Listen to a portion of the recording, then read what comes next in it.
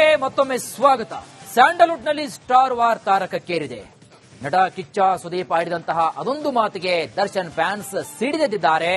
ದಾಸನ ಪತ್ನಿಯು ಕೂಡ ಸುದೀಪ್ ವಿರುದ್ಧ ನಿಗಿ ಕೆಂಡ ಕಾರ್ತಾ ಇದ್ದಾರೆ. 25ಕ್ಕೆ ಥಿಯೇಟರ್ ಅಲ್ಲಿ ಒಂದು ಸಿನಿಮಾ ಬಿಡುಗಡೆ ಆಗುತ್ತೆ. ಆದರೆ ಹೊರಗಡೆ ಒಂದು ಪಡೆ ಯುದ್ಧಕ್ಕೆ ರೆಡಿ ಆಗ್ತಾ ಇದೆ. ಈ ವೇದಿಕೆ ಮೇಲಿಂದ ಹೇಳ್ತಾ ಇದ್ದೀನಿ, ಯುದ್ಧಕ್ಕೆ ಸಿದ್ಧ. ಇದೇ ಮಾತು, ಹೊರಗಡೆ ಒಂದು ಪಡೆ ರೆಡಿಯಾಗಿದೆ, ನಾನು ಯುದ್ಧಕ್ಕೆ ಸಿದ್ಧ ಅನ್ನೋ ಕಿಚ್ಚನ ಇದೊಂದೇ ಮಾತು ಸ್ಯಾಂಡಲ್ವುಡ್ನಲ್ಲಿ ದೊಡ್ಡ ಬಿರುಗಾಳಿಯನ್ನೇ ಎಬ್ಬಿಸಿದೆ. ಕಿಚ್ಚನ ಈ ವಾರ್ನಿಂಗ್ ದರ್ಶನ್ ಫ್ಯಾನ್ಸ್ಗಳನ್ನ ರೊಚ್ಚಿಗೆಬ್ಬಿಸಿದೆ. ಕಿಲ್ಲಿಂಗ್ ಸ್ಟಾರ್ ದರ್ಶನ್ ಅಭಿಮಾನಿಗಳು ಉರಿದು ಬೀಳುವಂತೆ ಮಾಡಿದೆ. ಇನ್ನು ಶಾಂತಿ ನಿವಾಸದಂತಿದ್ದ ಚಂದನವನದಲ್ಲಿ ಸ್ಟಾರ್ ವಾರ್ ಶುರುವಾಗುವಂತೆ ಮಾಡಿದೆ.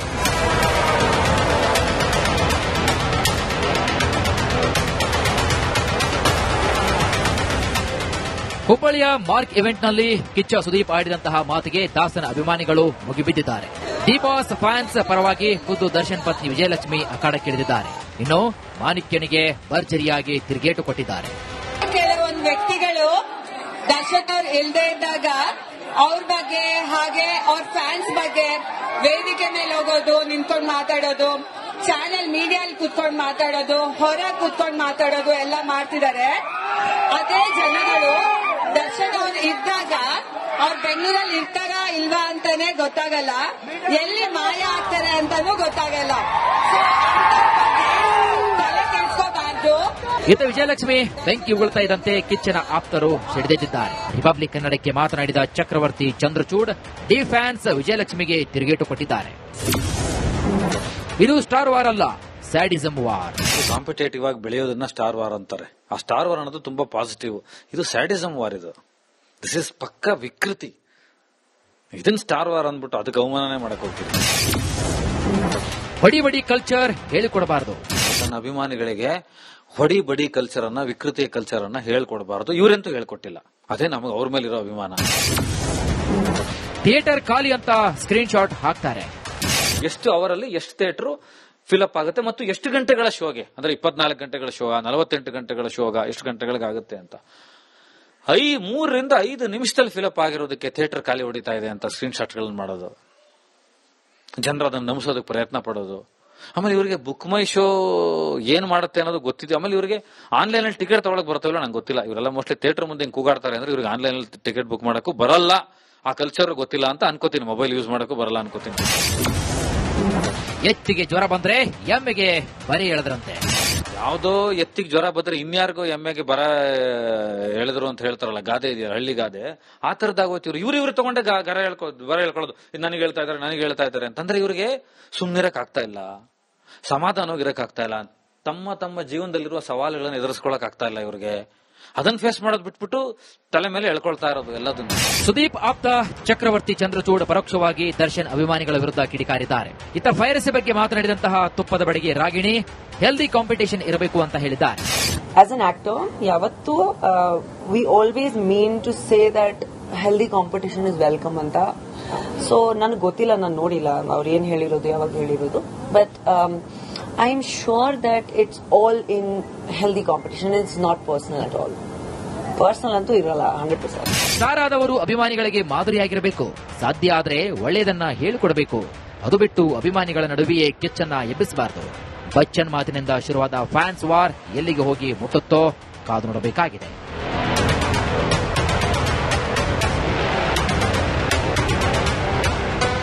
Bureau report, republic Kannada. ಇನ್ನು ಸ್ಟಾರ್ ವಾರ್ ಬಗ್ಗೆ ಕೊನೆಗೂ ಮೌನ ಮುರಿದಿದ್ದಾರೆ ಕಿಚ್ಚ ಸುದೀಪ್. ಯುದ್ಧಕ್ಕೆ ಸಿದ್ಧ ಎಂದಿದ್ದ ಮಾತಿಗೆ ಸುದೀಪ್ ಅವರು ಸ್ಪಷ್ಟನೆ ಕೊಟ್ಟಿದ್ದಾರೆ. ನನಗೆ ಹಿಂದೆ ಹೊಡೆಯೋಕೆ ಬರೋದಿಲ್ಲ. ನಾನು ಯಾವತ್ತೂ ಕೂಡ ಬೆಂಕಿ ಹಚ್ಚುವ ಕೆಲಸವನ್ನ ನಾನು ಮಾಡಿಲ್ಲ. ನಾನು ಆ ಕೆಲಸ ಮಾಡಿದ್ರೆ ಬೆಂಕಿ ದಗದಗ ಅಂತ ಹೊತ್ತಿ ಉರಿತಾ ಇತ್ತು. ನಾನು ಹೇಳಿಕೆ ಕೊಟ್ಟ ದಿನ ಅವತ್ತು ಸೈಲೆಂಟ್ ಆಗೇ ಇತ್ತು. ಮಾರನೇ ದಿನ ಯಾರೋ ರಿಯಾಕ್ಟ್ ಮಾಡಿದಾಗ ಜಾಸ್ತಿ ಆಯ್ತು. ನೀವು ಯಾರಿಗೆ ಹೇಳಿದ್ದೆಂದು ನೇರವಾಗಿ ವಿಜಯಲಕ್ಷ್ಮಿ ಅವರನ್ನ ಕೇಳಿ. ಈಗಂತ ಫ್ಯಾನ್ಸ್ ವಾರ್ ಬಗ್ಗೆ ಕಿಚ್ಚ ಸುದೀಪ್ ಫಸ್ಟ್ ರಿಯಾಕ್ಷನ್ ಕೊಟ್ಟಿದ್ದಾರೆ. ಇವಾಗ ನೀವು ಕೇಳಿದ್ರಿ ಏನ್ ಸ್ಟೆಪ್ ತಗೊಂತಾ ಇದೀರ ಅಂತ. ನಾನೇನ್ ಹೇಳಿದೆ ನಿಮಗೆ, wait and watch, because I can't give out everything. We will come. Last season ಅಲ್ಲೂ ಹಿಡಿದಿದ್ವಿ ನಾವು, ಹಿಡಿದು ಅರೆಸ್ಟ್ ಆಗಿದ್ರು ಬಿಟ್ಟಿದ್ರು. ಈ ಸತಿ ನಾನು ಒಂದಂತೂ ಸತ್ಯ, ನಮ್ ಹಿಂದೆ ನಾವು ಬರ್ತಾರೋ ಲೀಗಲ್ ಟೀಮು, ನಾವ್ ಯಾರನ್ನ ಇನ್ವಾಲ್ವ್ ಮಾಡ್ಕೊಂಡಿದ್ದೋ legal nothing illegal. Very strongly we are coming. ಹಿಡಿದವ್ರನ್ನ ಮರ್ಸಿಲೆಸ್ ಆಗಿ ಒಳಗಾಕ್ಸ್ತೀನಿ, ಇದಂತೂ ಪ್ರಾಮಿಸ್. ನನ್ನ ಸಿನಿಮಾ ನಾನು ಕಾಪಾಡ್ಕೊಬೇಕಮ್ಮ ಎಲ್ಲಾರ್ದು. ಇವಾಗ ಸಿನಿಮಾ ಬಂದು ದುಡ್ಡು ಮಾತ್ರ ಅಲ್ಲ, ಅಲ್ಲಿ ಎಷ್ಟೋ ಜನದ ಶ್ರಮ, ದುಡ್ಡು, ಎಷ್ಟೋ ಪ್ರತಿಭೆಗಳ ಒಂದು ಕನಸಿದೆ. ಯಾವ್ದೋ ಒಂದು ಜಿದ್ದಿಗೆ ಅದನ್ನ ಮಾಡೋದಿದೆಯಲ್ಲ, ಅದು ತಪ್ಪಾಗುತ್ತೆ. ಒಟ್ಟು ಮಾಡಿ, ಏನ್ ಮಾಡಕ್ಕಾಗಲ್ಲ. ಪ್ರೊಟೆಕ್ಟ್ ಮಾಡ್ಕೊಳ್ಳೋದು ನನ್ನ ಕೆಲಸ. ಗೊತ್ತಾಗಿದೆ ಅಂತ ಹೇಳ್ಬೇಕಿತ್ತು. ಈಗ ಒಂದ್ ಮರಿಬೇಡಿ, ಹುಬ್ಳಿಯಲ್ಲಿ ಹೇಳ್ಬೇಕಾದ್ರೆ ಎಲ್ಲ ನನಗೇನಷ್ಟು 30 years ಅಂಕಲ್ ಗೊತ್ತೀನಿ. ಈಗ ಈ ವಿಚಾರವಾಗಿ 30 ವರ್ಷ ಸಿನಿಮಾದಲ್ಲಿರೋನಿಗೆ ನನಗೆ ಗೊತ್ತಿಲ್ವ ಎಷ್ಟು ಕ್ಯಾಮ್ರಾ ಆನ್ ಇದೆ ಅಂತ, ಇದು ವೈರಲ್ ಆಗುತ್ತೆ ಅಂತ ಗೊತ್ತಿಲ್ವಾ, ಉಲ್ಟಾ ಹೊಡಿಬಹುದು ಅಂತ ಗೊತ್ತಿಲ್ವಾ. ನಾನು 30 ವರ್ಷ ಆಕ್ಟಿಂಗ್ ಮಾಡಿದವನು, ಅಲ್ಲಿ ಆಕ್ಟ್ ಮಾಡಕ್ಕೆ ಎಷ್ಟೊತ್ತು ಬೇಕಿತ್ತು ನನಗೆ. ಅಂಡ್ ಇವತ್ತೇ ನನಗೆ ಯಾರೋ ಹೇಳಿದ್ರು. ಅಂಡ್ ಇನ್ನೊಂದು ವಿಚಾರ ಗೊತ್ತಾಯ್ತು, ನಾನು ಹುಬ್ಳಿಯಲ್ಲಿ ಮಾತಾಡಿದ್ದು ನೆಕ್ಸ್ಟ್ ಡೇ ಅಲ್ಲಿ ಬೆಂಕಿ ಹತ್ಕೊಂಡಿದ್ರೆ ಒಪ್ತೀನಿ, ಸೈಲೆಂಟ್ ಆಗಿತ್ತು ನೆಕ್ಸ್ಟ್ ಡೇ. ಇವತ್ತು ಬೆಳಗಿಂದ ಯಾಕೋ ನ್ಯೂಸ್ ಆಯ್ತು, ನನಗೆ ವಿಚಾರನೇ ಗೊತ್ತಿಲ್ಲ. ನ್ಯೂಸ್ ಸಿಕ್ಕುತ್ತಾ ಕೇಳಿದ್ರು ಯಾರೋ ಹಿಂಗೆ ರಿಯಾಕ್ಟ್ ಮಾಡಿದಾರಂತ. ಈಗ ನಾನೊಂದು ಪ್ರಶ್ನೆ ಕೇಳ್ತಾ ಇರೋದು, ದಯವಿಟ್ಟು ಹೋಗಿ ಅವ್ರಿಗೆ ಕೇಳ್ಕೊಂಬನ್ನಿ, ನೀವು ಯಾರಿಗೆ ಹೇಳಿದ್ದು ಅಂತ. ನಮಗೆ ಅಂತ ಹೇಳಿ ನಾನು ಅದಕ್ಕೆ ಕರೆಕ್ಟ್ ಆಗಿ ಏನು ಉತ್ತರ ಕೊಡ್ಬೇಕೋ ಕೊಡ್ತೀನಿ. ಯಾರ್ದೋ ಸ್ಟೇಟ್ಮೆಂಟ್ಗೆ ನನ್ನ ಹತ್ರ ಪ್ರಶ್ನೆ ಕೇಳೋದು ತಪ್ಪಾಗ್ಬಿಡುತ್ತೆ. That means you are disrespecting me. Please ask that person who they meant. ಇವಾಗ ಅವ್ರು ಯಾರಿಗೆ ಹೇಳಿದವರ ಪಾಪ, ಅವ್ರಿಗೆ ಏನ್ ನೋವಿದೆಯೋ ನನಗೆ ಗೊತ್ತಿಲ್ಲ. ನನ್ ಬಗ್ಗೆ, ನಲ್ಪಾಡ್ ಬಗ್ಗೆ, ರಾಜಗೌಡ್ರ ಬಗ್ಗೆ ಅಂತ ನಾವೇ ಅನ್ಕೋಬೇಕು? ಕೇಳಿ, ಇಷ್ಟು ಕ್ಯಾಮ್ರಾ ಇದೆ, ಇಷ್ಟು ತಾಕತ್ತಿದೆ. ನಾನಂತೂ ಹೇಳಿದೆ ನಾನು ಯಾರಿಗೆ ಹೇಳಿದ್ದು ಅಂತ. ಹೇಳ್ಸಿ, ನಮ್ದೇ ಅಂತ ತಗೊಂಡ್ರೆ ನಾವು 3 ಜನನೂ ಬರ್ತೀವಿ ಉತ್ತರ ಕೊಡಕ್ಕೆ. ಹೇಳ್ದೇನೆ ನಾನು ರಿಯಾಕ್ಟ್ ಮಾಡೋದು ತಪ್ಪಾಗುತ್ತೆ. ಅಂಡ್ ಇನ್ನೊಂದು, ನಾನು ಎಲ್ಲೋ ಪ್ರಾರ್ಥನೆ ಮಾಡಿ ಯಾವ್ದೋ ದೇವಸ್ಥಾನದಲ್ಲಿ ಗಂಟೆ ಬಾರಿಸಿದ್ರೆ ನಾನೇ ನಮ್ಮ ತಪ್ಪು. ಆಮೇಲೆ ಪೂಜೆ ಮಾಡಿರೋ ಕಡೆ ಪ್ರಸಾದ ತಿಂತೀನಿ, ಇಲ್ಲಿ ಪೂಜೆ ಮಾಡ್ತಾ ಇದೀನಿ, ಪ್ರಸಾದ ಇಲ್ಲಿ ಯಾಕೆ ತಿನ್ಲಿ? ಆನ್ಸರ್. ಪ್ರೈಮ್ಗೆ ಮತ್ತೊಮ್ಮೆ ಸ್ವಾಗತ. ಸ್ಯಾಂಡಲ್ವುಡ್ ನಲ್ಲಿ ಸ್ಟಾರ್ ವಾರ್ ತಾರಕಕ್ಕೇರಿದೆ. ನಟ ಕಿಚ್ಚ ಸುದೀಪ್ ಆಡಿದಂತಹ ಅದೊಂದು ಮಾತಿಗೆ ದರ್ಶನ್ ಫ್ಯಾನ್ಸ್ ಸಿಡಿದೆದ್ದಿದ್ದಾರೆ. ದಾಸನ ಪತ್ನಿಯು ಕೂಡ ಸುದೀಪ್ ವಿರುದ್ಧ ನಿಗಿ ಕೆಂಡ ಕಾಡ್ತಾ ಇದ್ದಾರೆ. 25ಕ್ಕೆ ಥಿಯೇಟರ್ ಅಲ್ಲಿ ಒಂದು ಸಿನಿಮಾ ಬಿಡುಗಡೆ ಆಗುತ್ತೆ. ಆದರೆ ಹೊರಗಡೆ ಒಂದು ಪಡೆ ಯುದ್ಧಕ್ಕೆ ರೆಡಿ ಆಗ್ತಾ ಇದೆ.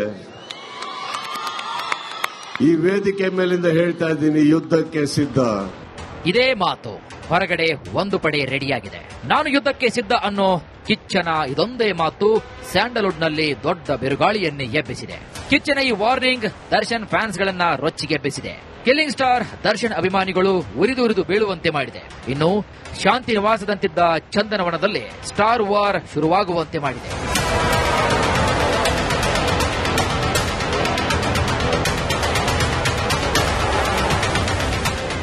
ಹುಬ್ಬಳ್ಳಿಯ ಮಾರ್ಕ್ ಇವೆಂಟ್ನಲ್ಲಿ ಕಿಚ್ಚ ಸುದೀಪ್ ಆಡಿದಂತಹ ಮಾತಿಗೆ ದಾಸನ ಅಭಿಮಾನಿಗಳು ಮುಗಿಬಿದ್ದಿದ್ದಾರೆ. ದಿ ಬಾಸ್ ಫ್ಯಾನ್ಸ್ ಪರವಾಗಿ ಖುದ್ದು ದರ್ಶನ್ ಪತ್ನಿ ವಿಜಯಲಕ್ಷ್ಮಿ ಅಖಾಡಕ್ಕಿಳಿದಿದ್ದಾರೆ. ಇನ್ನು ಮಾಣಿಕ್ಯನಿಗೆ ಭರ್ಜರಿಯಾಗಿ ತಿರುಗೇಟು ಕೊಟ್ಟಿದ್ದಾರೆ.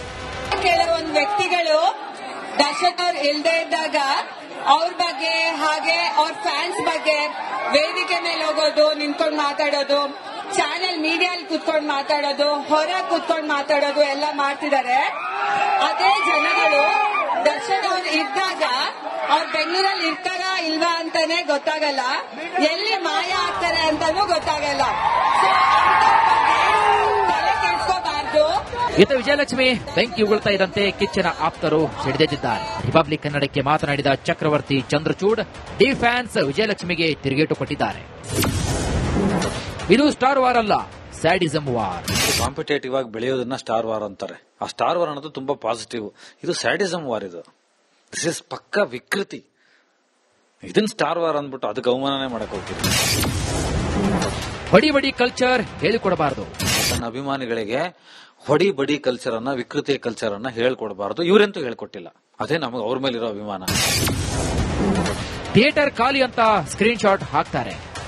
ಎಷ್ಟು ಅವರಲ್ಲಿ ಎಷ್ಟು ಥಿಯೇಟರ್ ಫಿಲಪ್ ಆಗುತ್ತೆ ಮತ್ತು ಎಷ್ಟು ಗಂಟೆಗಳ ಶೋಗೆ, ಅಂದ್ರೆ 24 ಗಂಟೆಗಳ ಶೋ, 48 ಗಂಟೆಗಳ ಶೋಗ ಎಷ್ಟು ಗಂಟೆಗಳಿಗಾಗುತ್ತೆ ಅಂತ.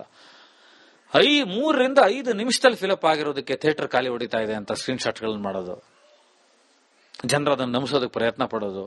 ಆಮೇಲೆ ಇವರಿಗೆ ಬುಕ್ ಮೈ ಶೋ ಏನ್ ಮಾಡುತ್ತೆ ಅನ್ನೋದು ಗೊತ್ತಿದೆ. ಆಮೇಲೆ ಇವರಿಗೆ ಆನ್ಲೈನ್ ಅಲ್ಲಿ ಟಿಕೆಟ್ ತಗೊಳಕ್ ಬರ್ತಾಯಿಲ್ಲ ನಂಗೆ ಗೊತ್ತಿಲ್ಲ. ಇವರೆಲ್ಲ ಮೋಸ್ಟ್ಲಿ ಥಿಯೇಟರ್ ಮುಂದೆ ಕೂಗಾಡ್ತಾರೆ ಅಂದ್ರೆ ಇವ್ರಿಗೆ ಆನ್ಲೈನ್ ಅಲ್ಲಿ ಟಿಕೆಟ್ ಬುಕ್ ಮಾಡಕ್ಕೂ ಬರಲ್ಲ, ಆ ಕಲ್ಚರ್ ಗೊತ್ತಿಲ್ಲ ಅಂತ ಅನ್ಕೋತೀನಿ. ಮೊಬೈಲ್ ಯೂಸ್ ಮಾಡಕ್ಕೂ ಬರಲ್ಲ ಅನ್ಕೋತೀನಿ.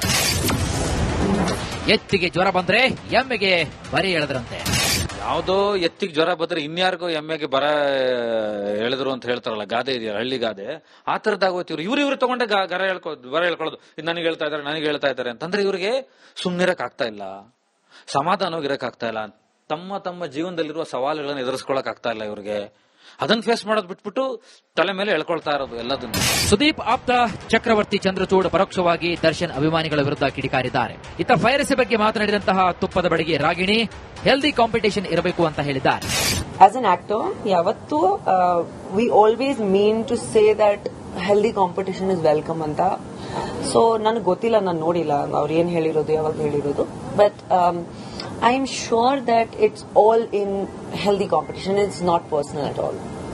ಪರ್ಸನಲ್ ಅಂತೂ ಇರಲ್ಲ 100%. ಸ್ಟಾರ್ ಆದವರು ಅಭಿಮಾನಿಗಳಿಗೆ ಮಾದರಿಯಾಗಿರಬೇಕು. ಸಾಧ್ಯ ಆದ್ರೆ ಒಳ್ಳೆಯದನ್ನ ಹೇಳಿಕೊಡಬೇಕು. ಅದು ಬಿಟ್ಟು ಅಭಿಮಾನಿಗಳ ನಡುವೆಯೇ ಕಿಚ್ಚನ್ನ ಎಬ್ಬಿಸಬಾರದು. ಬಚ್ಚನ್ ಮಾತಿನಿಂದ ಶುರುವಾದ ಫ್ಯಾನ್ಸ್ ವಾರ್ ಎಲ್ಲಿಗೆ ಹೋಗಿ ಮುಟ್ಟುತ್ತೋ ಕಾದು ನೋಡಬೇಕಾಗಿದೆ.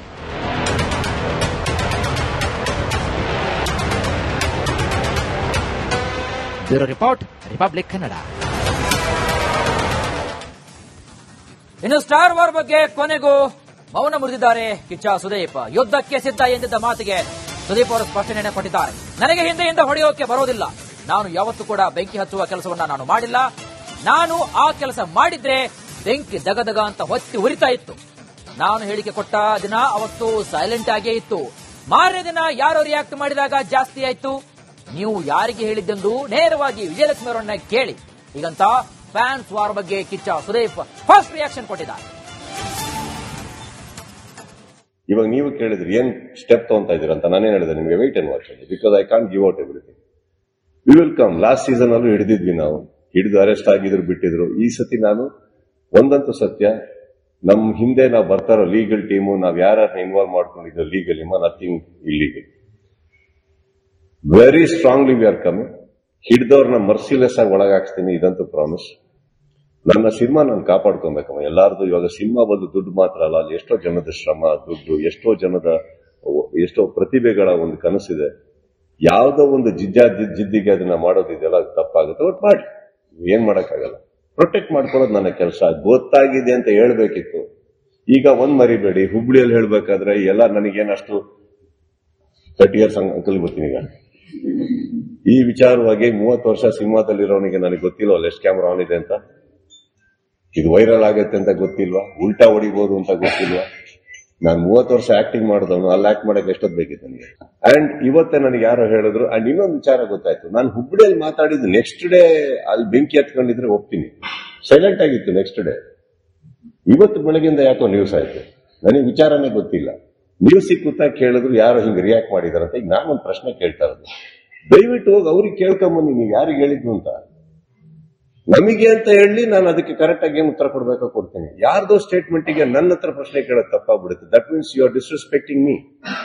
Please ask that person who they meant. ಇವಾಗ ಅವ್ರು ಯಾರಿಗೆ ಹೇಳಿದವರ ಪಾಪ, ಅವ್ರಿಗೆ ಏನ್ ನೋವಿದೆಯೋ ನನಗೆ ಗೊತ್ತಿಲ್ಲ. ನನ್ ಬಗ್ಗೆ, ನಲ್ಪಾಡ್ ಬಗ್ಗೆ, ರಾಜಗೌಡ್ರ ಬಗ್ಗೆ ಅಂತ ನಾವ್ಯಾಕೆ ಅನ್ಕೋಬೇಕು?